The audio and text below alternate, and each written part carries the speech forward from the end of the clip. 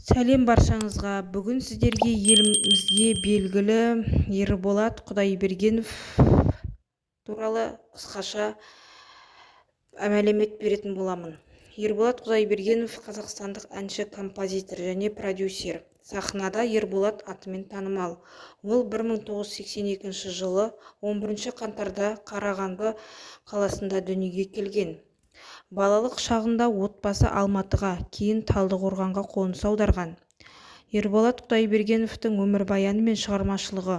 Ерболаттың ата-анасы Айтгүл және Қанат Құдайбергеновтер кәсіби музыканттар, сондықтан ол өнерлі отбасында өскен. Бала кезінде музыкалық мектепте фортепиано мен қылқобызда ойнауды үйренгенімен білімін аяқтамаған. Кейінірек эстрадалық цирк училищесін және университетті бітіріп, дирижер-вокалист және композитор мамандығын алған.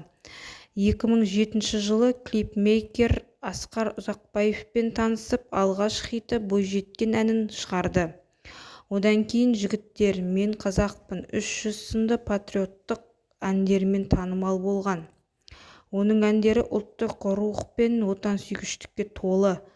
Сондықтан ол рэпер, патриот деген атпен танымал. Жеке өмірі. Ерболаттың жары Гаухар. Олар 2 бала тәрбиелеп отыр. Ұлы Салават және қызы Әнел. Қызықты деректер. «Мен қазақпын» әні 2011 жылы Азия ойындарының ресми әнұраны ретінде орындалған. Ерболаттың балалары да вокалмен айналысады. Ол дәстүрлі қазақ аспаптарын, әсіресе домбыраны заманауи музыкалық жанрлармен үйлестіріп, ұлттық музыканы жаңғыртуға үлес қосуда.